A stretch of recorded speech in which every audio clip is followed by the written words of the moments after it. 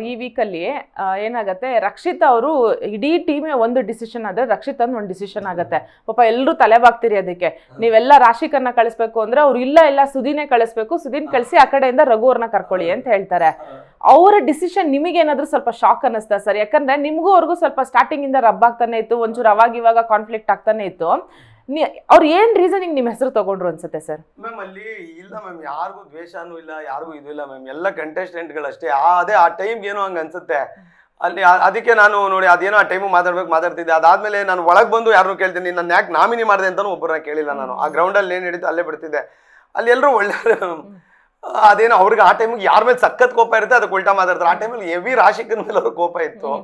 ಅವ್ರೇನೋ ಆಡಕ್ಕೆ ಅಂತ ಕೇಳ್ತಾರೆ, ಅವ್ರು ಆಡಕ್ ಬಿಡಲ್ಲ, ನೀನೇನ್ ಮಾಡ್ಬಿಡ್ತೇನೋ ಆ ಥರದ್ದೇನೋ ಅವ್ರ ಮಧ್ಯೆ ಆಗಿದೆ. ಆಮೇಲೆ ಅದು ಒಂದೊಂದು ಬ್ಲಾಕಲ್ಲಿ ಎಲ್ಲೋ ನಡೆಯುತ್ತೆ, ಅದು ನಮ್ಗೆ ಗೊತ್ತಿರಲ್ಲ. ಈಗ ರಾಶಿಕ್ ಅವರು ಹಿಂದಿನ ದಿನ ನೋಡಿ ಅಭಿದು ಮಡಕೆಯನ್ನು ಎಲ್ಲಿ ಹೊಡೆದಿರ್ತಾನೆ, ಸ್ವಿಮ್ಮಿಂಗ್ ಪೂಲ್ ಆಚೆ ಹೋಗಂಗ್ ಹೊಡೆದಿರ್ತಾರೆ. ಮಾರನೇ ದಿನ ಅಭಿನ್ ಕಾಪಾಡ್ಬೇಕು ಅಂತ ನಿಂತ್ಕೋತಾರೆ. ಅದೊಂದು ರಾತ್ರಿ ನಾನು ಮಲಗಿದ್ದೆ, ಏನ್ ನಡೀತೋ ನಂಗೂ ಗೊತ್ತಿಲ್ಲ. ನಾನು ಹೋಗಿ ರಾಶಿ ಅವ್ರ ಕೇಳ್ತೀನಿ, ಅದೇನೋ ರಾತ್ರಿ ಆ ಥರ ದುಶ್ಮನಿ ಇತ್ತು, ಬೆಳಗ್ಗೆಗೆ ಹಾಕಿಂಗ್ ಅದಿಲ್ಲ, ನನಗೆ ಸ್ಪಂದನ ಮೇಲೆ ಕೋಪ ಇತ್ತು ಅಂತ.